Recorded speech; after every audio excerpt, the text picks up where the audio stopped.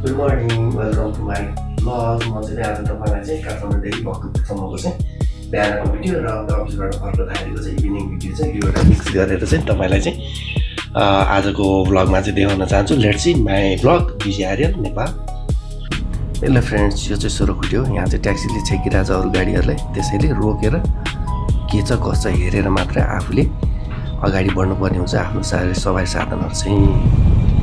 यो टाइममा चाहिँ मैले अर्को राइट साइडको ट्राफिक सर्लाइरहेको थिएँ, अनि त्यसपछि एउटा दृश्य चाहिँ रोकेको छ भनेको, अनि मैले चाहिँ पछि उसाएको थिएँ, अनि त्यो चाहिँ मैले आफ्नो भेहिकल पछाडि सारेँ।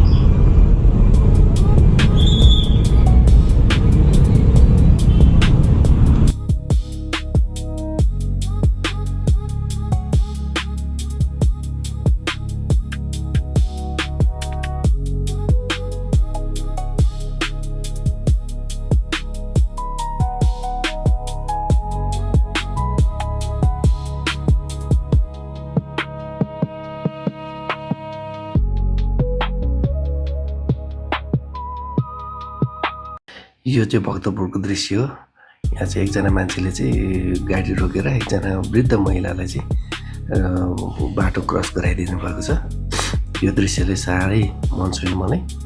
हेलो फ्रेन्ड्स, अहिले 5 बज्यो, म अफिसबाट निस्केँ। अब चाहिँ म लाग्छु घरतिर।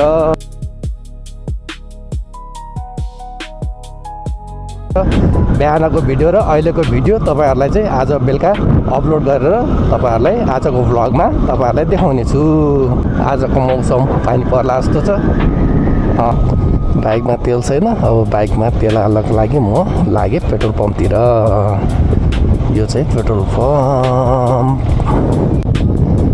500 को तेल हालेँ, त्यसपछि म निस्केँ घरतिर। हेलो फ्रेन्ड्स, म चाहिँ अहिले खरिपाटीबाट अहिले आएँ म कमल विनायक। यो चाहिँ अगाडि फ्रन्टमा देख्नुहुन्छ, तपाईँले भिडियोमा देख्नुहुन्छ, यो चाहिँ कमल विनायक हो।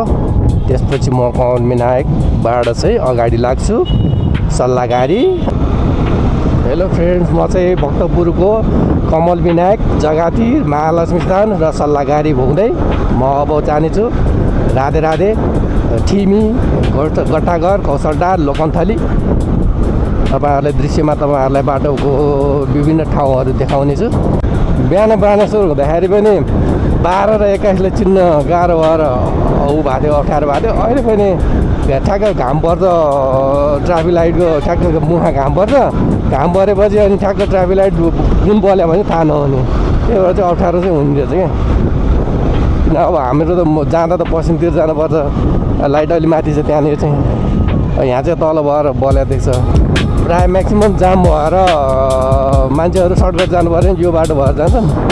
यसलाई चाहिँ म चाहिँ चोर बाटो भन्छु, नर्मल बाटो भन्छु यही हो। त्यसलाई चाहिँ चोर बाटो भन्छु, किनभने ट्राफिक लाइट गर्दैन नि, त्यहाँबाट त्यसको चाहिँ उताबाट जान्छन्। यो चाहिँ हो जडीबुटीको बाटो, यो कोटेश्वरको जाम हो, अहिले चाहिँ खुलेको छ। अब हेरौँ अब कट्न सक्छ सक्दैन यो खुलेको बेला चाहिँ। Let's see. नमस्ते साथीहरू, म चाहिँ अहिले कोटेश्वरको जाम कटेर अब 3 कुनेको नि ट्राफिक जाममा परिनँ। अब यहाँ पर्न सक्ने सम्भावना देखेँ, तर हो रहेछ जहाँ जाम छ। त्यसपछि म बानेश्वर, बिजुली बजार, बर्मल हुँदै रत्नमार्गसम्म पुग्नेछु।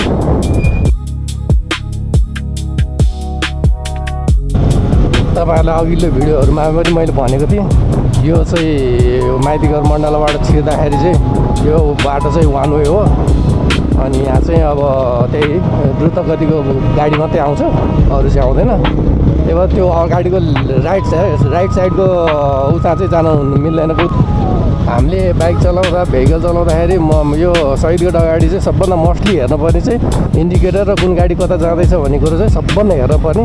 बरु बिस्तारो जाउँ, ट्राफिक नियमको पालना गरौँ र बिस्तारो आफ्नो लेन गरेर चापेर अगाडि बढ्नुपर्ने हुन्छ। यो शहीदगढको अगाडिको चाहिँ बाटोमा चाहिँ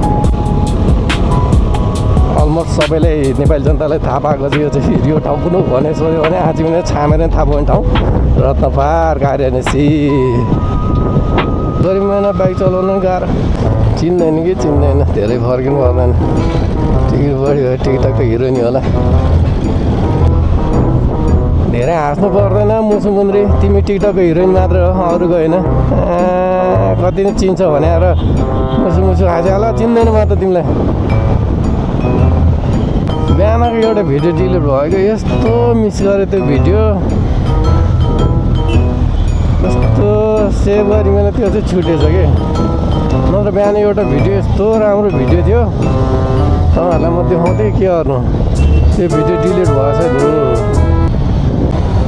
बिस्तारै आउनु स्वर्गमा ठाउँ छैन भनेर यत्रो लेख्दा लेख्दै ठोसिन जानु त भएन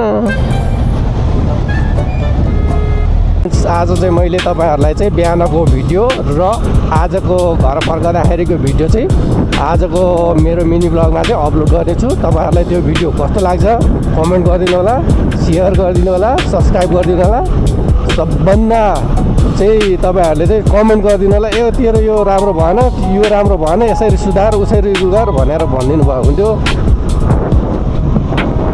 अब त्यस्तो प्रोफेसनल सौरभ जोशीको जस्तो चाहिँ होइन तपाईँ नि बिगिनर एउटा इन्टरटेनमेन्टको लागि चाहिँ मैले भ्लग बनाएको त्यो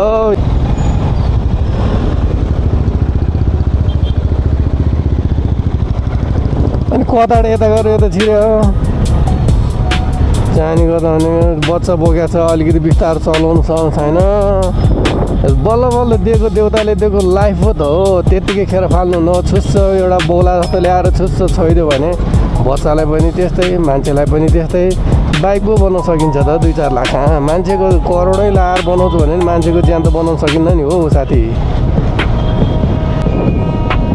हेलो फ्रेन्ड्स म चाहिँ तपाईँहरूलाई सकेसम्म मलाई सुधार्ने मौका नयाँ नयाँ क्रिएसन नयाँ नयाँ तरिकाले भिडियो अपलोड गर्नेछु र नयाँ नयाँ कन्टेन्ट नयाँ नयाँ सबै मिलाएर भिडियो बनाउने छु के गर्नु भर्खरको लेट्स सी नमस्ते बाई बाई भोलि भेटौँला फेरि भेटौँला अर्को next ब्लगमा see you next time see you soon bye bye